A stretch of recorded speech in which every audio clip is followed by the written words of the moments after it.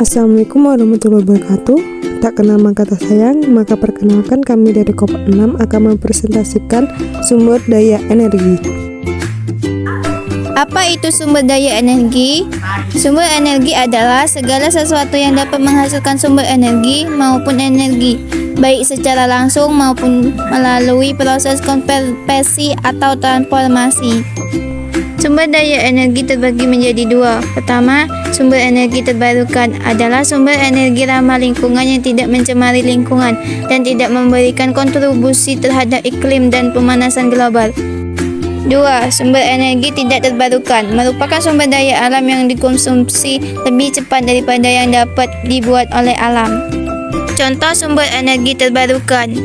Yang pertama, energi surya atau matahari. Yang kedua, energi biomasa. Yang ketiga, energi air atau tenaga air.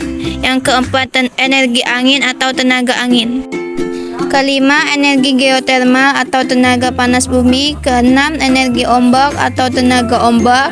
Ketujuh, energi nuklir. Kedelapan, energi pasang surut air laut.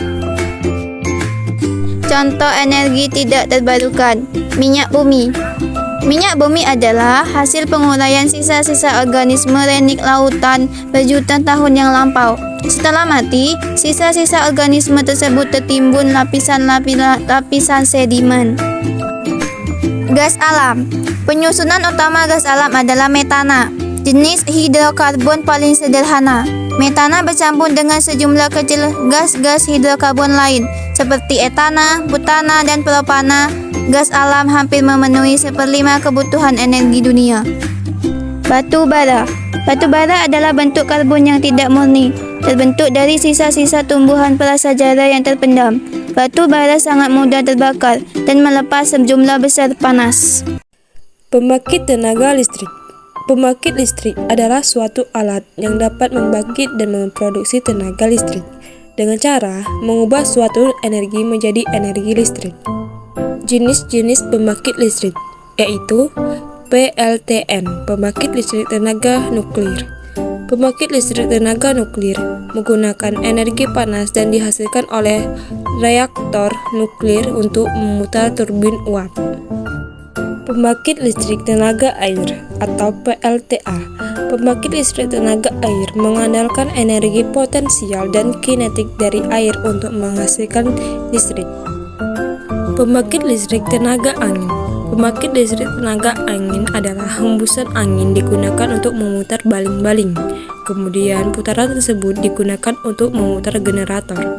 Generator inilah mengubah menjadi energi listrik.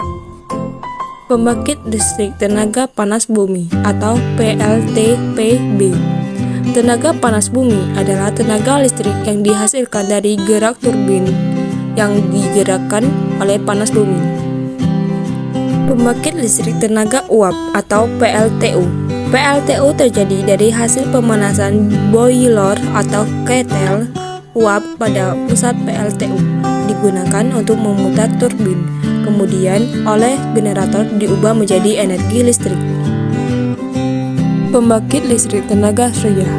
Pembangkit listrik tenaga surya merupakan pembangkit listrik yang mengubah energi matahari menjadi energi listrik. Pembangkit listrik tenaga ombak atau PLTU. PLTU adalah pembangkit listrik yang terletak di lingkungan perairan atau lepas pantai bertujuan mendapatkan energi listrik dari energi kinetik gelombang laut. Sumber-sumber energi alternatif. Apa itu energi alternatif? Energi alternatif adalah energi yang digunakan untuk menggantikan energi dari minyak bumi. Energi alternatif yang tersedia di alam. Contoh sumber energi alternatif antara lain matahari, panas bumi atau gunung berapi, angin, hydropower atau kekuatan air, gas alam, hidrogen, biomasa, biofuel atau bahan-bahan nabati, energi pasang surut, gelombang laut, biodiesel atau tumbuhan atau lemak hewan, etanol atau alkohol dari tumbuhan tertentu, metanol atau alkohol dari kayu. D. Dampak penggunaan sumber daya energi terhadap lingkungan. A. Dampak terhadap udara dan iklim. Selain menghasilkan energi pembakaran, sumber energi fosil, misalnya minyak bumi, batu bara, juga melepaskan gas-gas antara lain karbon dioksida, nitrogen dioksida, dan sulfur dioksida, yang menyebabkan pencemaran udara dan meningkatkan radiasi, hujan asam, smog, dan pemanasan global. B. Dampak terhadap perairan. Eksploitasi minyak bumi, khususnya cara pengangkutan dan penampungan, misalnya bocornya tanker minyak atau kecelakaan lain, dapat menyebabkan pencemaran perairan. Selain itu, pencemaran air dapat disebabkan oleh pembuangan minyak pelumas secara sembarangan. C. Dampak terhadap tanah. Dampak penggunaan energi terhadap tanah, misalnya dari pertambangan batu bara, lapisan batu bara terdapat di tanah yang subur, sehingga bila tanah tersebut tidak dapat dimanfaatkan untuk pertanian atau hutan selama kurun waktu tertentu. Contoh soal kotoran hewan dan sisa-sisa tumbuhan dapat dimanfaatkan menjadi sumber energi, yaitu A. Biomasa, B. Batu bara, C. Biodiesel, D. Bioetanol, E. Gas alam. Jawabannya adalah A. Biomasa. Karena biomasa merupakan sumber energi yang berasal dari pembakaran bahan-bahan organik seperti kotoran hewan, kayu, dan lain-lain. Biomasa bisa dimanfaatkan sebagai sumber energi karena mengandung elemen karbon yang apabila direaksikan dengan oksigen akan menghasilkan kalor dan gas karbon dioksida. Jadi, kotoran hewan dan sisa-sisa tumbuhan dapat dimanfaatkan menjadi sumber energi, yaitu biomasa. Contoh soal kedua. Sumber daya alam yang tampak pada gambar di samping dapat dimanfaatkan untuk A. Pembuatan biosolar, B. Bahan kosmetik, C. Pembuatan spiritus, D. Bahan pembuatan air. Jawaban C. Pembahasan. Gambar tersebut menunjukkan tanaman tebu yang ada di kebun. Tebu dapat diolah menjadi energi alternatif berupa spiritus.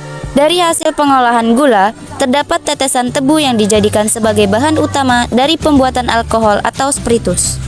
Kesimpulannya yaitu, sumber energi adalah sesuatu yang dapat menghasilkan energi baik secara langsung maupun melalui proses konversi atau transformasi, dan juga dimanfaatkan baik sebagai energi maupun sumber energi. Jika belum jelas silakan tapi jangan minta kejelasan karena kami di sini presentasi bukan mengisi hatimu yang sunyi. Sekian dari kami, bila suaranya kurang jelas, recall aja.